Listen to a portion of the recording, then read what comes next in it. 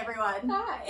Welcome to Book Witches with a B. I'm Colleen. I'm Orja, and we are reading The Phoenix King by Aparna Verma. And we're going to be talking about chapters 4 through 6 today. Yes, I accidentally read 7. We will be talking about 4 through 6. It's all right. It's all good. This is my birthday week that we're recording on. It is. So I will be recording the chapter recap separately because we have partying to do. We have a birthday party because, again, I know we said this, we are actual friends. We are real friends. So we will be going to a party later. So. Yes.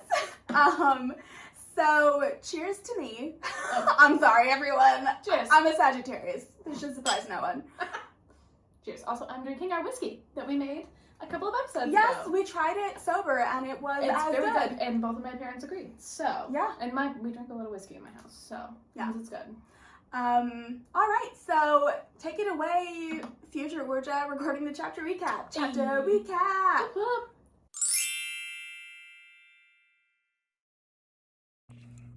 Hey everyone, Orja here, recording our chapter recap. If you hear some squeaking in the background, Miss Jeannie is playing, so bear with me.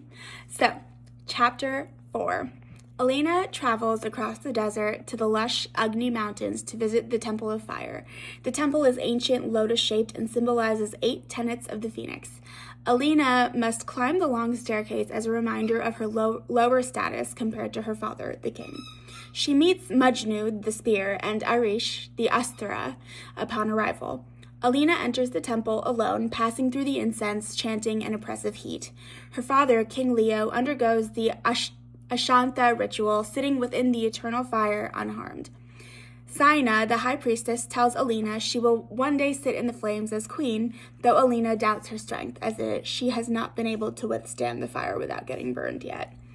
Alina and her father speak privately before the fire. Leo values the gold-capped supporters, and Alina secretly hopes to undermine them. Leo shares troubling news. The extremist group, the Arohasin, attacked a sand port. Alina worries about war with the Janthari, but her father dismisses her concerns.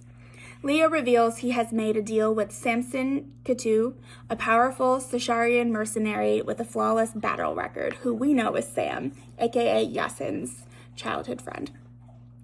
Samson seeks marriage with Alina to solidify alliances and political standing. Alina is horrified but understands the strategic reasoning. Leo explains that the marriage helps counter Farron, the Janthari king, and address refugee tensions.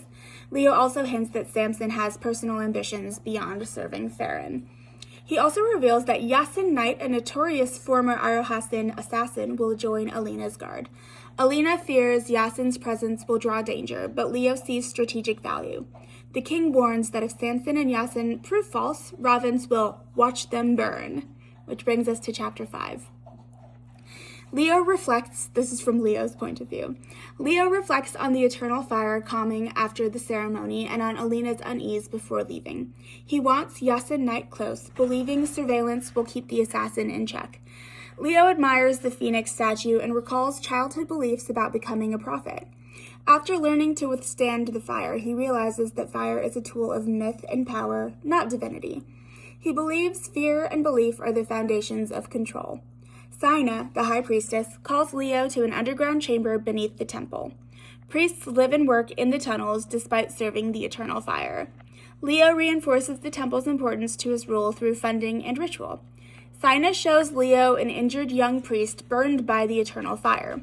The burn marks form runes. One symbol is the phoenix feather, and Saina translates it as daughter of the fire, interpreting it as a prophecy. The next prophet will be a woman. Leo feels disappointment that it can never be him. Saina warns that the prophet will come for Ravens and that judgment is near. She reveals the prophet is already in the capital, but the powers have not yet awakened. Leo suspects that Saina might be lying, but cannot deny the fire's message. He briefly wonders whether Alina could be the prophet, but dismisses it as she does not have the firepower. Angry and determined to protect his kingdom, Leo arrests Saina for treason. Random. Surprise! And then he orders her imprisoned in the desert away from the fire, which is like, they live and serve the fire, so it's like really brutal punishment. He's going to force her to help him find the prophet. Saina accepts her fate calmly, showing unwavering faith. Leo leaves the temple confident he will force her to bend like all the others. Oh, villain. Which brings us to chapter 6. Yasin wakes from recurring nightmares of fire burning his body and choking him. He struggles with lingering pain and partial numbness in his injured arm. He reassures himself he is still useful despite the injury, though he fears otherwise. A servant, Maru, summons him before dawn to join Samson. Yasin meets Samson, who wears an extravagant fur coat symbolizing Janthari elite wealth. Samson criticizes Yasin's clothing and gives him a fine kurta and jacket to appear more presentable. For those of you who don't know what a kurta is, it is the Indian word for a tunic, basically. Their banter reveals shared history and indoctrination into the Arohasin. In the hoverpod, Maru accidentally drops a package containing a rare paper map. Yasin inspects it and realizes it shows tunnels beneath the Sona Mountains, tunnels tied to his father's mysterious death. Samson plays it off casually and hides the map again. Their journey begins as the sun rises over the Chand Mahal and lush Sona range. Yasin reflects on the mining history, Janthari metal, and his father's hardship and skill. He cannot relax because returning to Ravens evokes dread, guilt, and his exile. He recalls being unwelcome in Ravens due to his work with the Arohasin and past assassinations. Yasin reflects on his mixed appearance and voice as well. Janthari features with a Ravani speech. His identity is confusing to others because apparently mixed race doesn't happen very often. Interesting. Samson confronts Yasin about rumors of his arm injury and past failure to kill King Bormani. Yasin insists he can still fight and is taloned. He still has claws. They arrive over the Ravani desert, and Yasin sees the familiar landscapes, mountains, and canyons from his childhood. Emotion rises as the dunes and city of Rani come into view, evoking memories of his childhood survival and street skills. The magnificent Agni Palace appears, dominating the city. Samson asks if Yasin remembers the desert oath. He says yes, though he does lie about being ready for their next adventure as they land in Ravens and prepare to meet the king. I also realized that I didn't read any of the beginning of the chapter excerpts for you, so I am going to go ahead and do that right now. All right. The excerpt from the beginning of chapter 4, Alina's chapter, reads, "The prophet is justice in corporeal form. Blessed by the phoenix, the prophet never dies, but is reincarnated, life to ashes, ashes to life. The last prophet, the sixth prophet, was known to live in this world 500 suns ago. There are no records of her death, but after her disappearance, Alabor Ravens led his followers into the desert and created what we know now as the Kingdom of Ravens." From chapter 3 of the Great History of Sion. The excerpt for chapter 5, which is Leo's chapter. "The prophet raised her eyes to the heavens and said, 'Today justice would burn the land and cleanse it of its sins.' But she does not know what it means to burn, the pain of it, the sorrow of it." From the diaries of Priestess Nomu of the Fire Order. And finally, the excerpt from Yasin's chapter, chapter 6. "The sky people were said to build their kingdoms in the clouds. They flew on ancient lily pads guided by a sky scout to the upper mountains of Seshar. We have discovered some vestiges of their civilization, but most were destroyed during the Janthari invasion." From chapter 13 of the Great History of Sion. And with that, I will throw it back to past me and Colleen. I hope you all enjoy the episode. Bye. Here. Wait. Grab my snacks. We need snacks. Yeah, need snacks. All right. And we're back. Hello. Hi. It's been 2 seconds for us, a few minutes for you. Yeah. Shall we do section superlatives? Mm-hmm. Let's do it. Superlatives. Woo! Drama queen of the section. Her dad. I was gonna say Leo too. Is it Leo? I was like, I can't remember his name right Yeah. now, but her dad. I have mixed feelings about him, and I think I'm supposed to. You are. But, like, I ended up liking him more than I thought I was going to, and I'm kind of upset about it. You shouldn't be upset about it. He seems more complex than I expected, which I like, actually. So, but he is the drama queen of this. He very much It is. could also be Samson, but I think it's Leo. I think it's Leo, too. His name is Leo. For any of you who have a Leo, or more than one in your life. And you do. Yeah. I promise you do. And you know who they are. They are the drama. My mom is not the drama. My mom is Leo, actually. I Yeah. don't know if you would have known that when you meet her, but she is a Leo. I don't think so. She's a very evolved Leo. She is a... Listen to Leos in our lives. Yeah, evolved. She is a very evolved Leo. She is, yeah. She doesn't always make it about her, to the detriment of other people. Cheers. So, yeah, no, he's very dramatic. So, like, his like, motivations are so...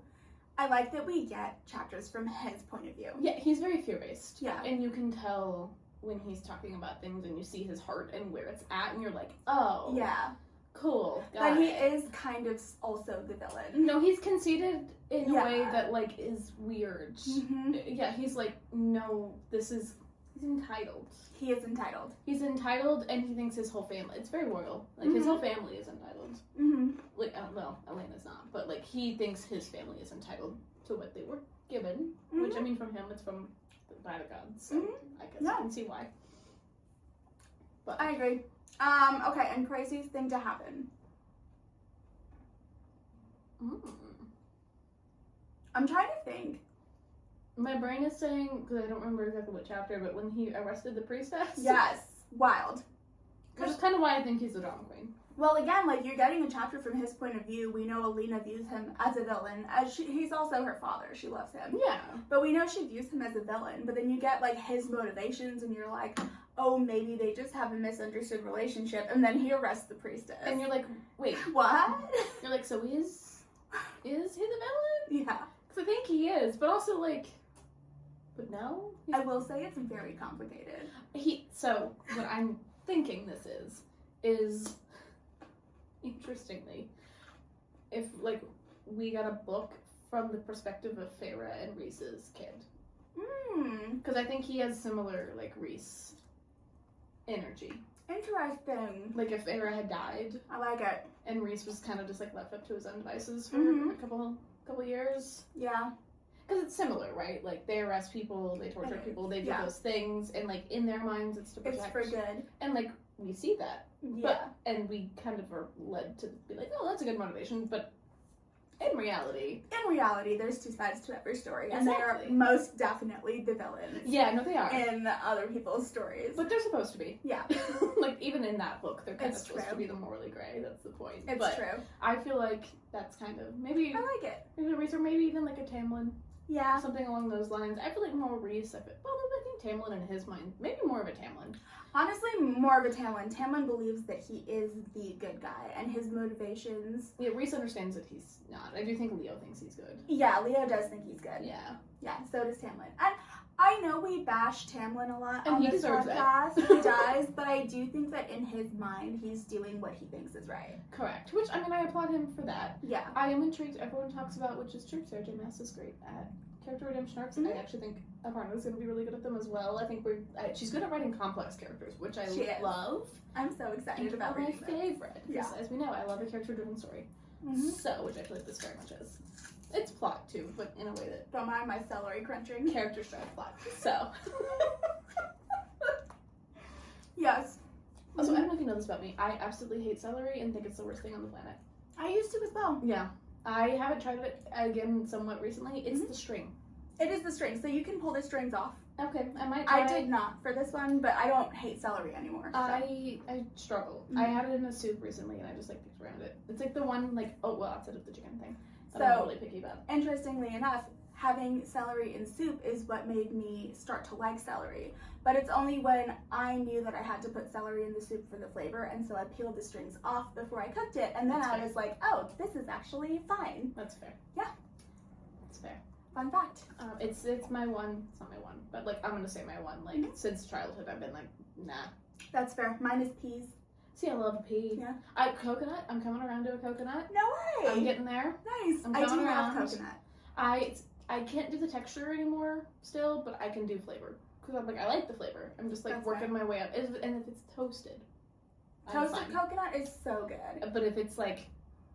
You don't like the young coconut or like the raw coconut? Like the raw coconut, like shredded stuff, I still struggle with that. But that's fair. I'll get there. That's fair. You should try it. Have you ever had coconut in like Indian food?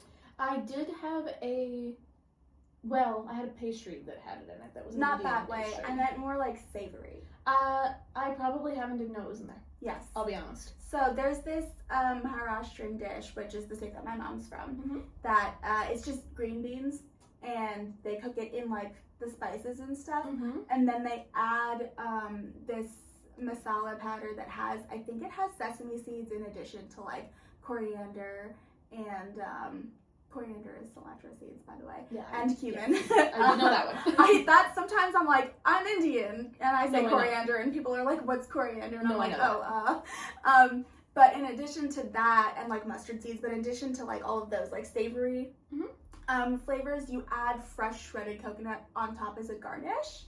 Oh.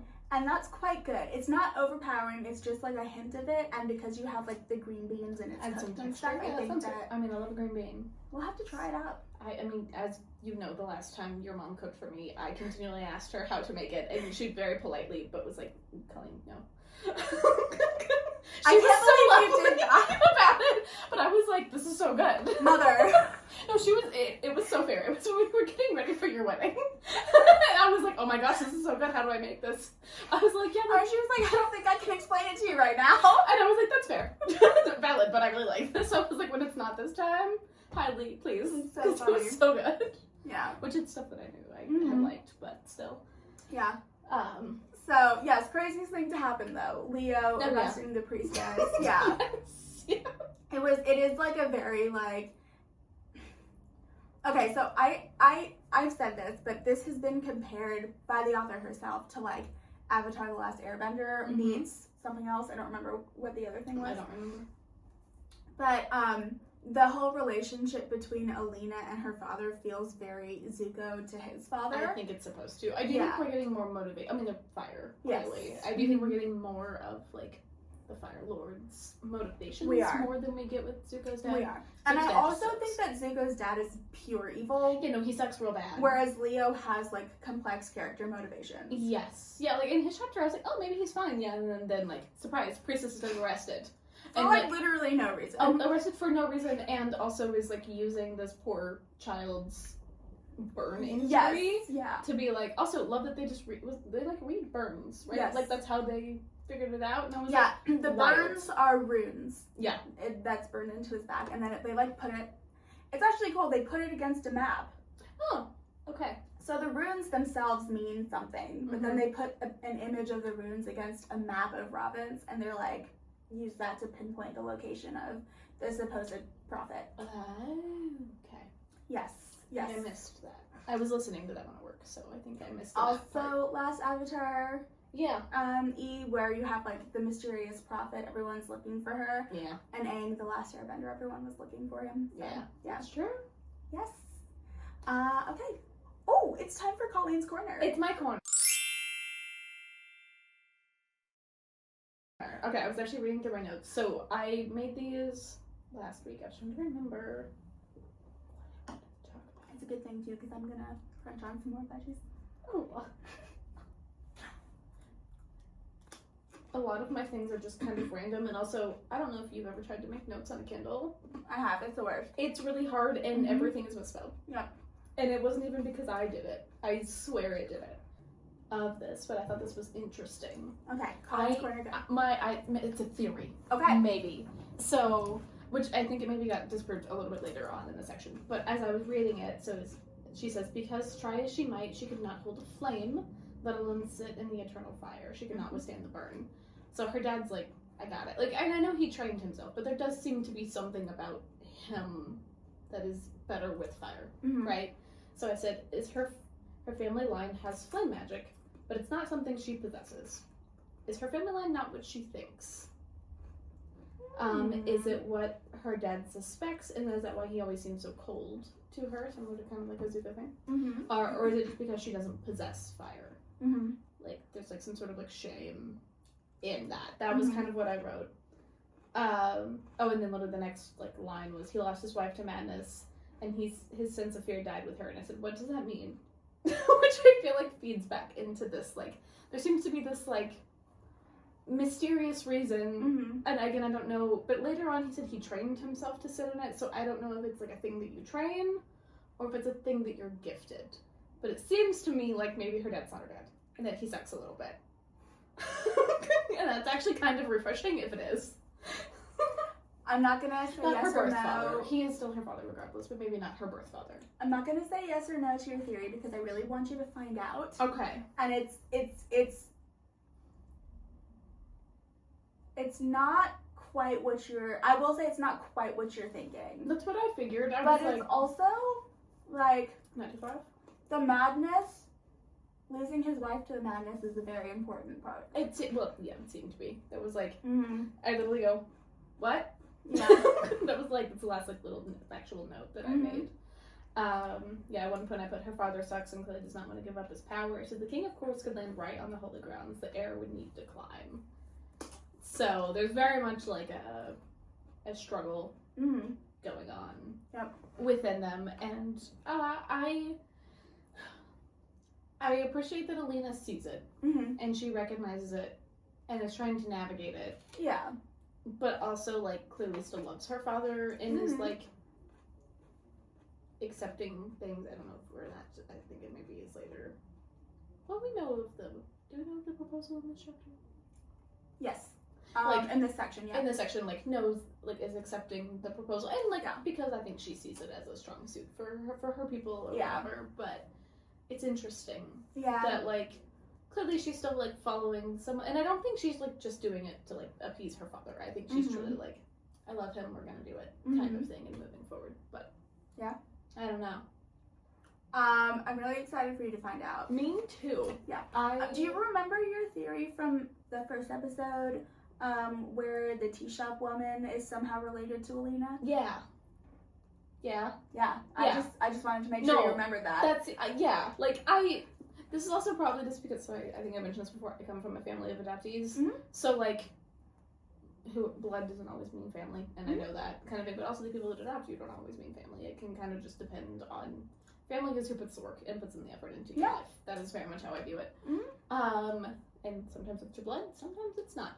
But then they were like, yeah, she knows who she is, and I'm like, only someone that is close to her and knows her well is gonna be able to recognize her regardless of the situation. There's no way. Like a friend, like I love you dearly, I'm not just gonna recognize you because I do. Like, it would have to be someone like from birth that has come with you and seen you and seen people that like seen your mother, seen your like has seen what they looked like at that age, and like right. It's like a generational thing. You have to have more than one generation of familiarity with a person. Yes. Yeah.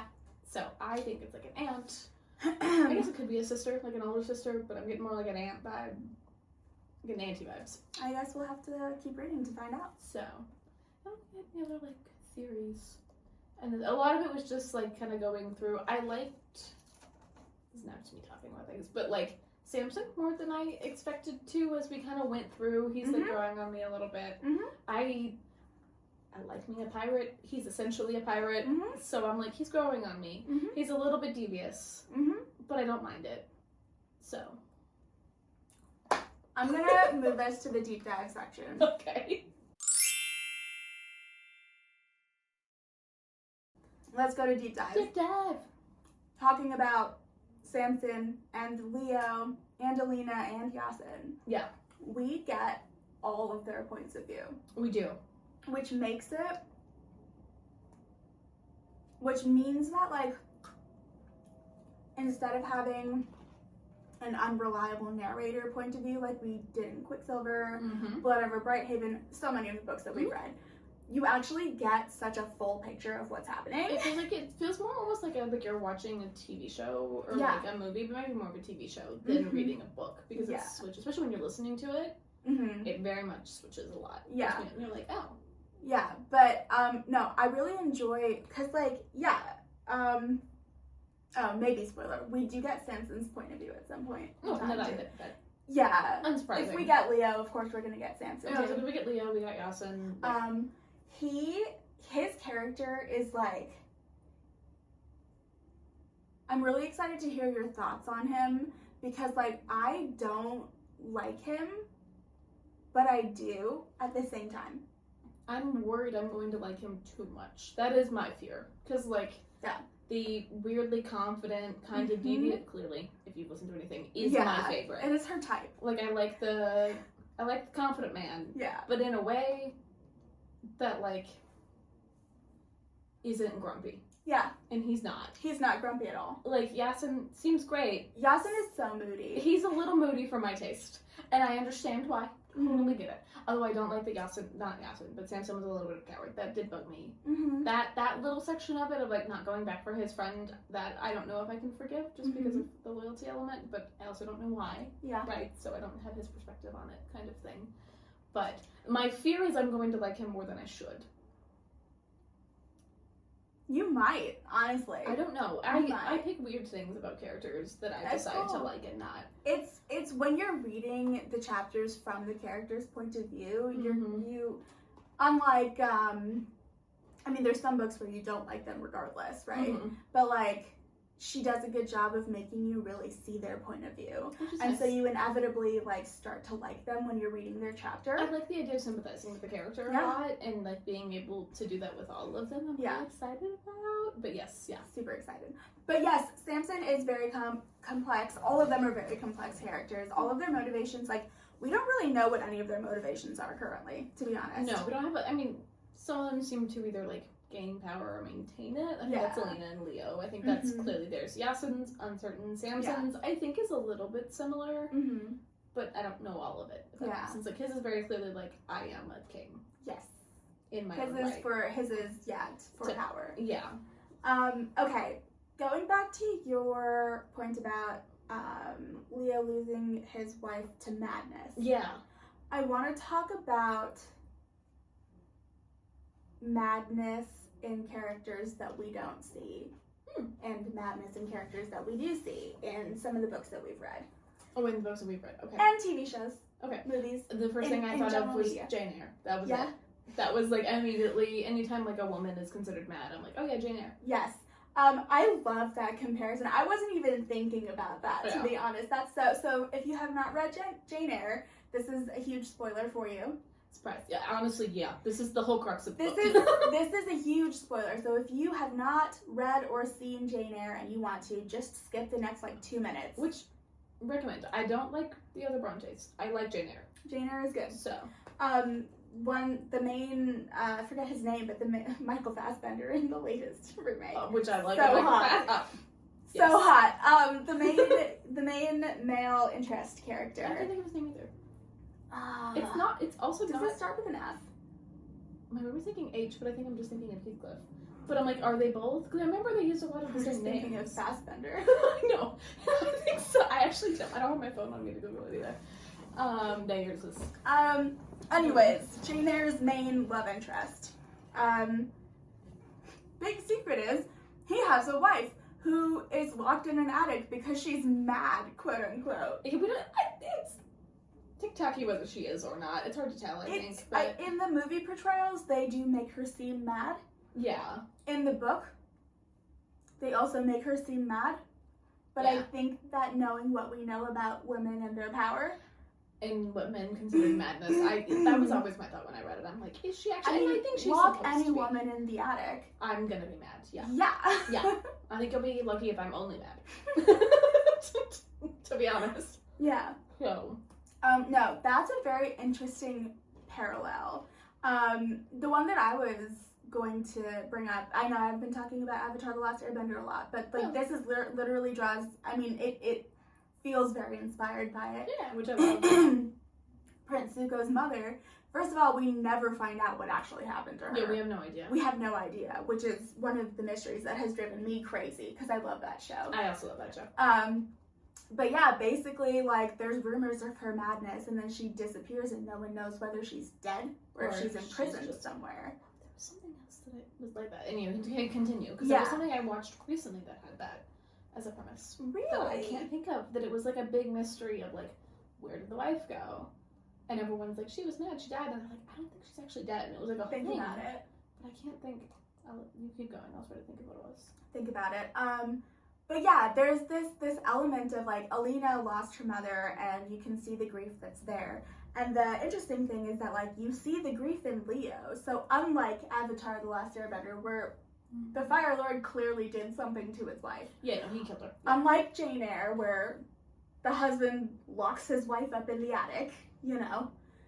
I will say with Jane Eyre, as annoying as like all of that seems, he's at least a nice romantic lead. He's a very good romantic lead. He's a good romantic lead, and he does seem to have everyone's best interest at heart. I do think he tried to, because like sanatoriums back then were horrific. I think he thought locking her up in the attic was kinder than sending her to a sanatorium. I do not disagree with you, but lying about it to everyone, kind of rough. No, wild. Yeah, actually wild. Kind of rough. Kind of rough, and also like courting a woman when you're. Was it Rebecca? It's a Netflix movie. Maybe? I'm trying to, because I've been watching a lot of Survivor recently, so I'm like, I know it wasn't that, because that's just reality TV. Yeah. I've been binge watching Survivor, but there was something else that I watched recently that I, like, it's not, I feel like it was, I watched Stranger Things, but that's not going to be it. I don't know. Very interesting. Maybe it was a K-drama related thing? I don't know, maybe it was a mystery of some sort. It was some sort of, like, very clearly, like, you're like, oh, this guy definitely. Yeah, definitely killed her. Like, killed her, and just, like, she disappeared. Yeah. Kind of thing, or, like, it doesn't necessarily matter, but I won't think of it. Let's see, more madness in women that we find in characters who exist and who don't. In Blood Over Brighthaven, they thought she was mad. They did think she was mad. Why? Sayana. I cannot remember her name. Gosh bless. Now that we're not reading a book where the names are like so similar. It does, yeah. I was like, Selena, and I was like, no. I'm like, and I know it's not that. That's remembering. That's so funny. Yeah, Sayona, like, they very much were like, oh, she's, which, I mean, she did go a little crazy. A little mad at one point, or whatever, which she should. As she should. But I do think that whole, like, that was very much madness, and they were gonna lock her up, but do the whole, you know, Victorian sanatorium. And then the last one that I was thinking of was actually Elaine from ACOTAR. Oh.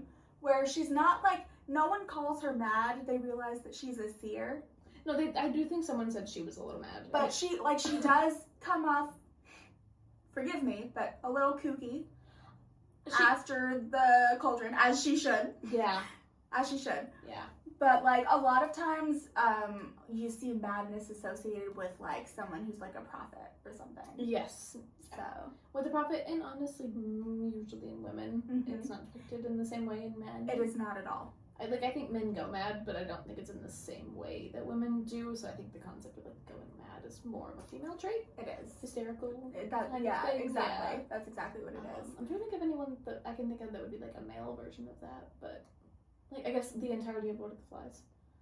Yeah, but again, very much not in the same way. Yeah, no, it was different. It was a little more aggressive, I would say. Yeah. But, so yeah, I think that I will say we get more of her story, and it's very interesting. I'm very excited to hear what you think about it. I'm excited. I kind of figured, because it was one of those lines where I was like, that's not casual. No.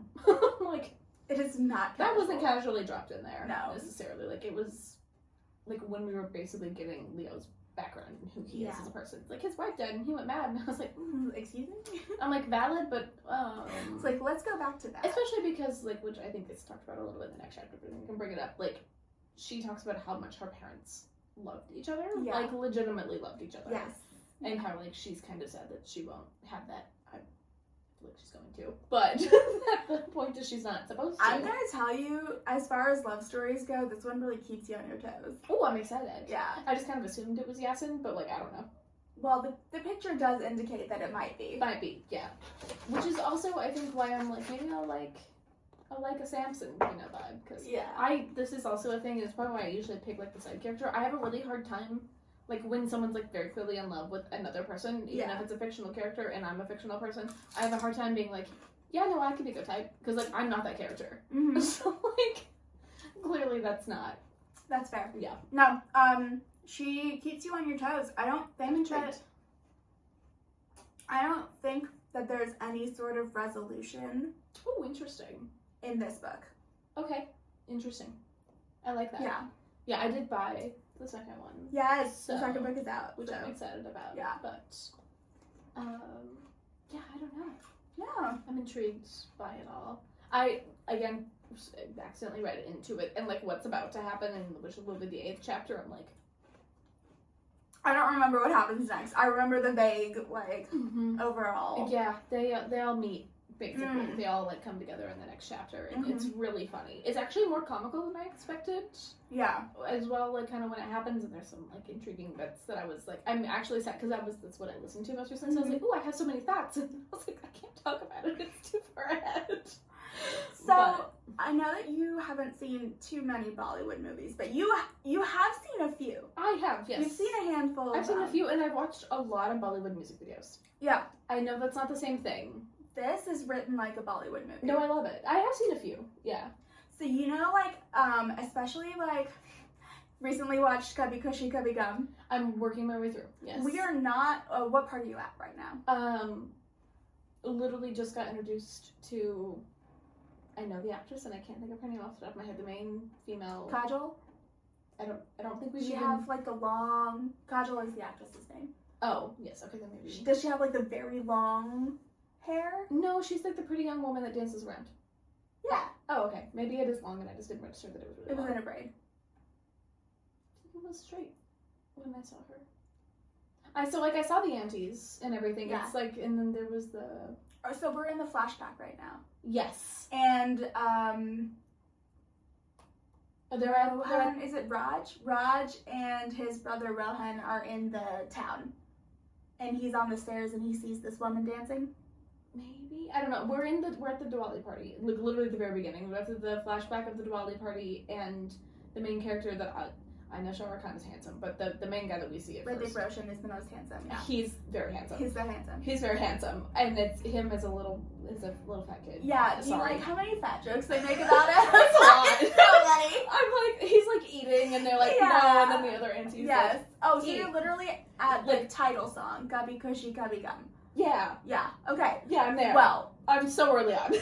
So that's fine. I'm doing it in 15-minute chunks as I'm on the So what we're at right now is like, you know, the beginning part where Hrithik Roshan is all hot now and playing cricket. Yeah. And then he goes home and finds his like aunties crying in the night.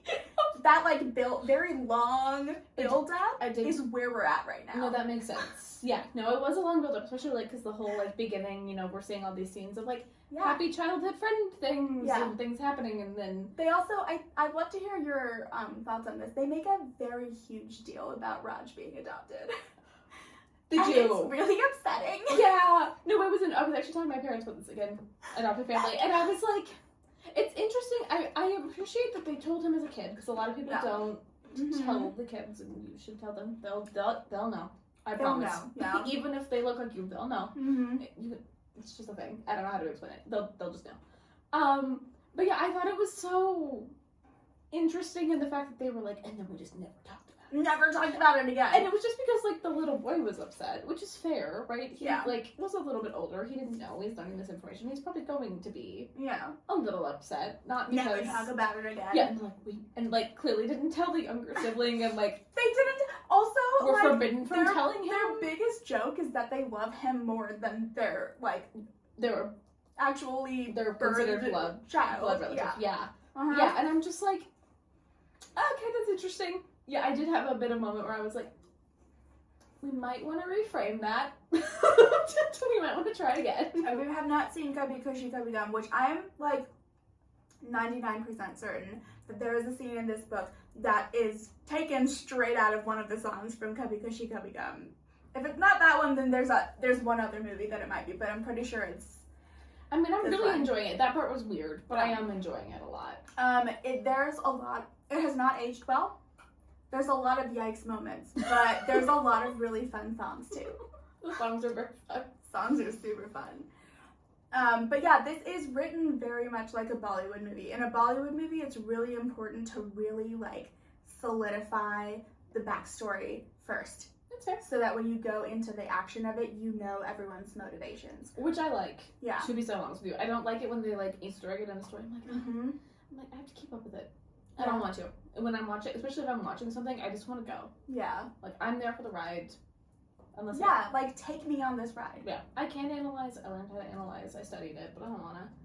Yeah. Basically. So thank you, Aparna, for making Bollywood into a fantasy book. I feel like it's the best thing that could have happened. So I was actually, I went to the Novel Neighbor, which we love, friends of the Novel Neighbor. Yeah. And they were very busy, so I like didn't ask them where this book was. I'm sure they had it, but I couldn't find it. Yeah. And I was like, is it gonna be in the fantasy section? Or are they gonna put it in the sci-fi section? I like wasn't quite, it was like kind of a combined section, which makes me think they might have just been sold out of it, because I couldn't find it, but I was like, trying to decide. I was like, which section? I would assume fantasy, to be honest, but there is sci-fi elements, so I was there is the holopods and the pulse guns. Yeah, like I was like, I feel like, interestingly, I feel like when you're reading the female perspective, it feels like a fantasy novel. When you're reading from the male perspective, it feels more like a sci-fi.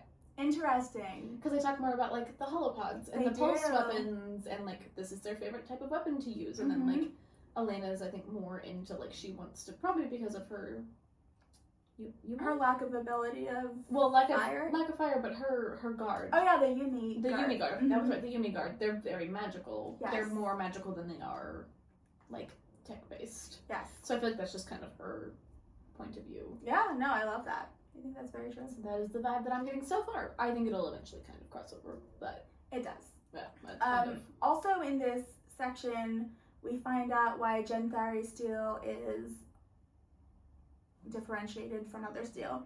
It's because the Janthari people have the ability to like mold the steel in ways that other people don't. Oh yeah. So does that mean Nelson can do that? Do we know that? We don't know that. Oh, interesting. I guess he is half Janthari. He is. Yeah. It makes me think he probably would be able to. Yeah. There's a lot of intrigue around the magic in this book, I will say. It's interesting. Yeah. I like it. Also, like, I don't know, because we're so into like the characters and stuff, there is a war. Oh yeah. Or they're on the brink of a war. Yeah, they're good. Like they're bringing in Samson because they're basically like, we're going to the war with the Janthari people. And Samson is like friends with the king, or like in service to the king. Yes, he's kind of like, I'm bringing my services. Yeah. Like they're not independent power, but they almost are. It feels interesting. And the way that I think Samson views them as an independent power. I don't think Leo does. No. Maybe. He views it as a political. So like Samson is living on Janthari land but has built his own kingdom. Yeah.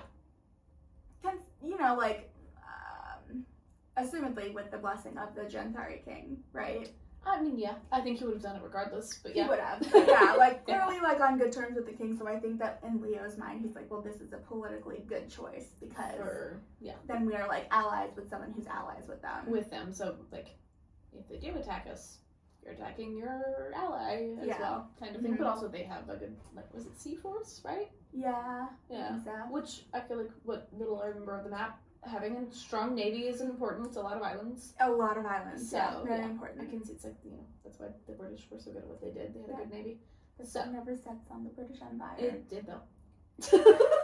in time. It took a while, but it did. Took a while, yeah. It did. The last thing that I think that we should talk about is the prophet. Oh yeah, it's definitely acid, right? I don't know, is it? Like in my mind, I'm like, it has to be. The fire clearly was like, woo! And they were like, oh, he's been chosen. So, I'll give you a really vague spoiler. Okay. The fire is not that choosy. It does things with other people too. Oh, that's fun. Yeah. That's exciting. Mm-hmm. I mean, I guess it did attack that one guy. Mm-hmm. But, like, clearly it did something to him, and he's, like, marked in some sort of way. He is marked.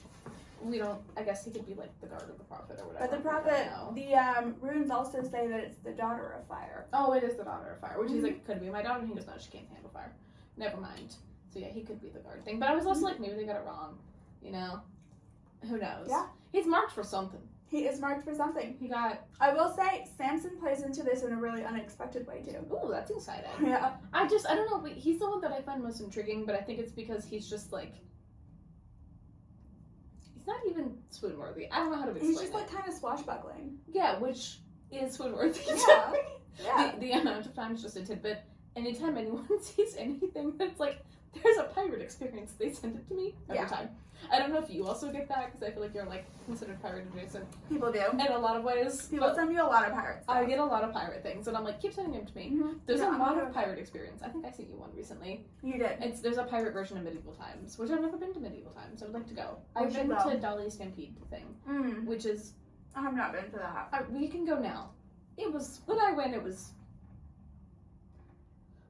Delhi has changed the show, I think, but originally it was the Confederate Army versus the Union Army. Sure. And luckily when I went, I was on the Union Army side, but you were technically supposed to root for the side that you're sitting on. Yes.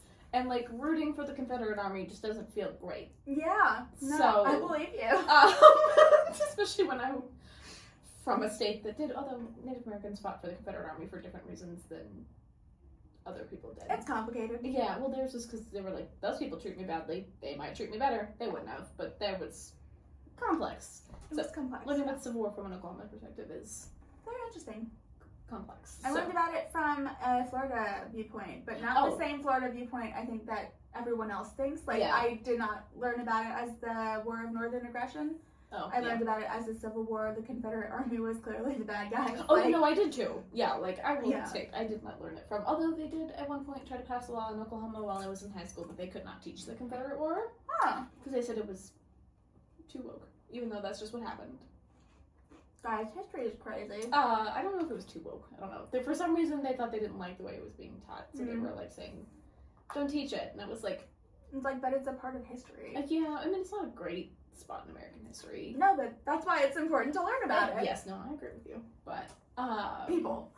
It didn't pass. I think it was just, like, one guy. But my history teacher was, he was great, Mr. Thompson, if you see this. I think he's still alive. He was older. If you see this, you're incredible. He's my favorite teacher. He very much, like, the way he taught history was he's like, I'm teaching from this year to this year. And this chunk of time, and we're just going to go through this. And he had his own lecture notes. We didn't use textbooks. And he just lectured, and we took notes and had to do, like, essays and stuff. So he was great. From, like, a high school perspective, like, that was definitely not how I was typically educated. No. So it really helped prep me. Like, I got to college and, like, actually could handle... That's incredible. College work, and it was, like, definitely because of him. He was great. And then one time I just got to, like, audit one of his classes. I was technically his teaching assistant, but he felt bad making me do anything. So he would ask the other men in the class to do things instead of me. Very good. And I was like, hey, like, I'm supposed to help you. And he was like, I know you just want to be here to listen. And I was like, you're right. So I just got to sit down on his lectures, which was super fun. That is so fun. He was lovely, but... So yeah, the prophet I mean... You definitely go into it thinking it's Yasin because of the first. We still don't know who it is. I feel like... Fun fact, we don't know who it is. Oh, that's exciting. I feel like typically when it, like, opens on, like, this guy and something magical happens, you're like, oh, it's that guy. It's the chosen guy. Yeah. He's the opener. It's gotta be him. Yeah. We still don't know who it is. If any of you out there have read the second book yet and you know who it is... Don't tell us. Please don't tell us, I want to read it. Because I will be reading it as soon as we finish this, and I will be honest with you. It's so good. I am technically in the middle, unless that book. I keep doing this fun thing where we have a book club book, which I didn't read the last one, that was on me. A book club book, and that, although in my defense, Brimstone came out and I had to read it. A book for pleasure. Yeah.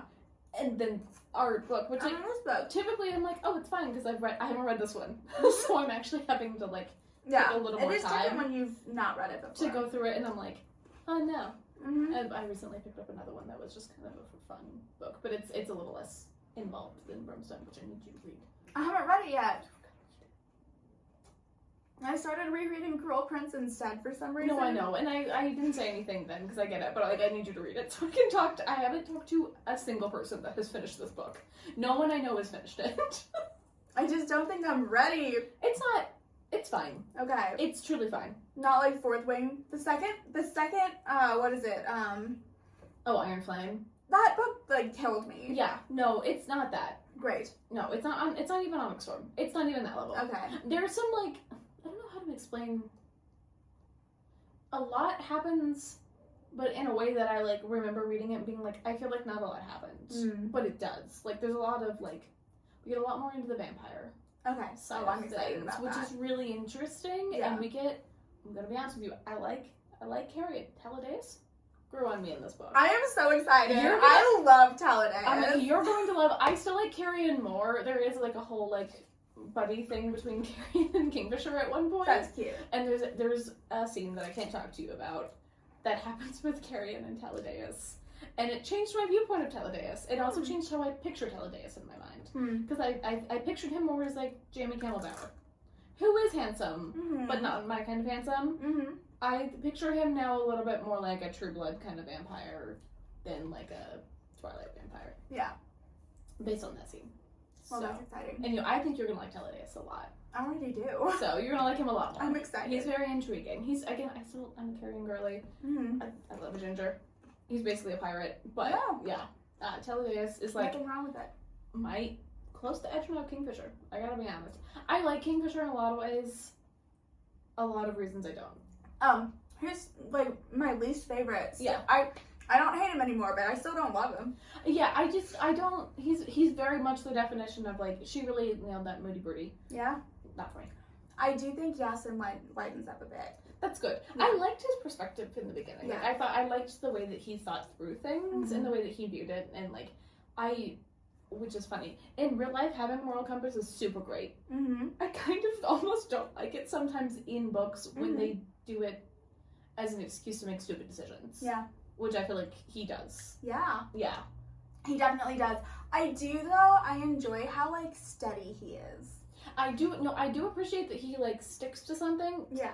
Very fair. This is also probably because I've been watching a lot of Survivor, and that's just really coming into play in my brain of, like, it's a game, just do it. Yeah. But, like, it's what you do. Like, just do it? Just do it. Yeah, kind of thing. But, yeah. I do, this is funny coming from, like, literally me, who actively doesn't watch certain things or doesn't consume certain things because of a moral stance. So, like, I get where he's coming from, but in a book standing, I'm like, no, you're making stupid choices for no reason. Because you're reading a book and you're like, I want to be entertained. Yes. Entertain me. Entertain me, do it. Come on. Come on. Oh, someone's calling me. I think it's your husband. It is my husband. I'll give him a call back. We are at, like, 44 minutes. Oh. So, I think it's a good time to wrap it up. Yeah, I think so, too. Yeah, so we're going to be talking about chapters 7 through 9 next time.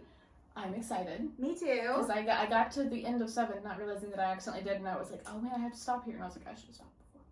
Yeah. Which I'm kind of sad that I read ahead, because It's all good. It's all good.